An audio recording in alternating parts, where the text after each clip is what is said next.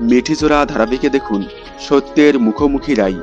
মিঠিজোড়া ধারাবাহিকে ৩ বোন রাইপূর্ণা মুখার্জি, নীলাঞ্জনা মুখার্জি এবং স্রোতস্বিনী মুখার্জি।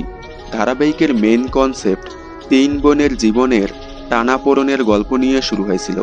ধারাবাহিকের শুরুতেই রাইয়ের সাথে তার বোন নীলু এবং তার মায়ের খুব ভালো সম্পর্ক ছিল, কিন্তু যখনই রাইয়ের বাবা মারা যায়, নীলুর সাথে শৌর্যের বিয়ে হওয়ার পর পাল্টে যায় নীলু এবং রাইয়ের মা নন্দিতা মুখার্জি। রাইয়ের সাথে কথায় কথায় দুর্ব্যবহার শুরু করে। শুধুমাত্র রাইয়ের বৌদি এবং স্রোত রাইয়ের পক্ষে কথা বলে।